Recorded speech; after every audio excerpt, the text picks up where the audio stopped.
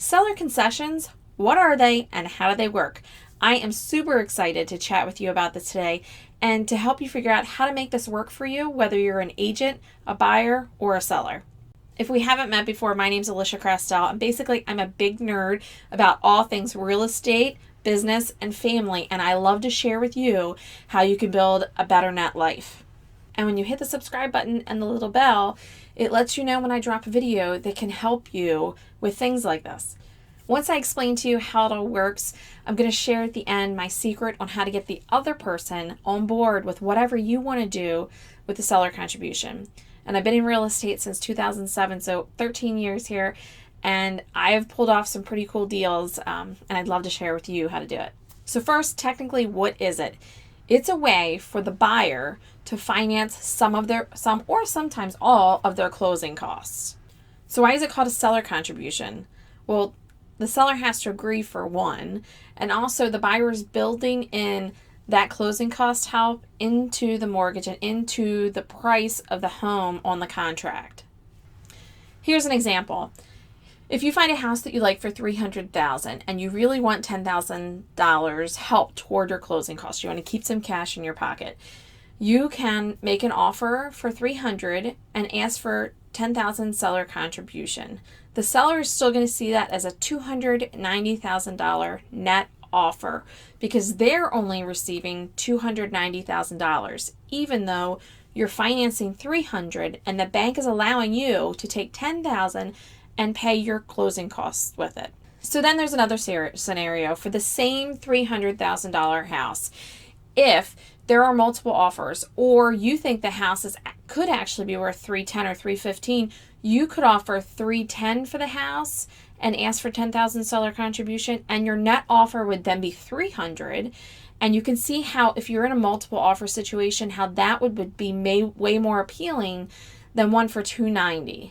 You just have to make sure that the house can appraise for that amount. You're probably wondering, how common are these? Is this like, very few people get these, or do all the sellers go ahead and do this? Well, just to give you an example, a really kind of middle of the road neighborhood near me, I took the last 60 days of between $200,000 and $350,000 sales price and looked at the sales to see how many had seller contribution.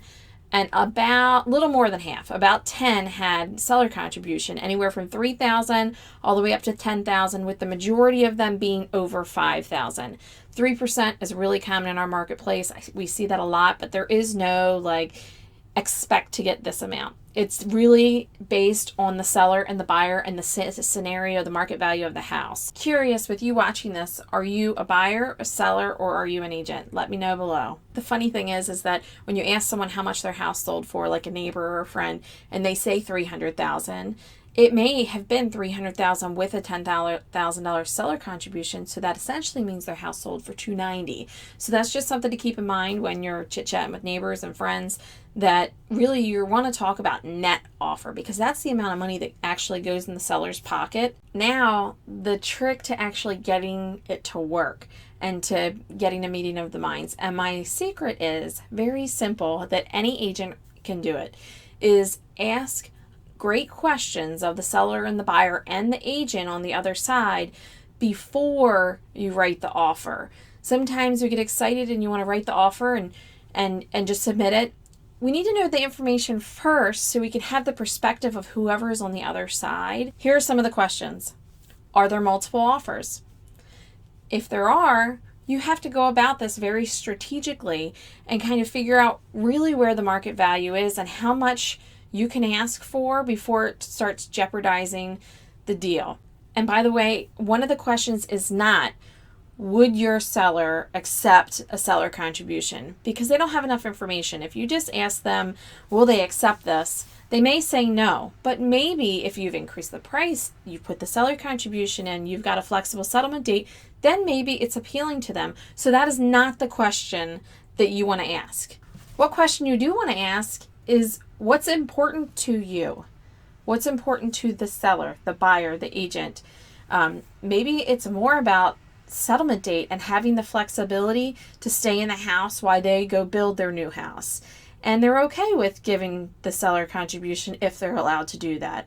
Or maybe it is They want the house as is. They don't want to deal with all of the inspections, and you're willing to do that. So you want to find out where they're coming from and what's important to them before any ink goes on the paper to sign and write the offer.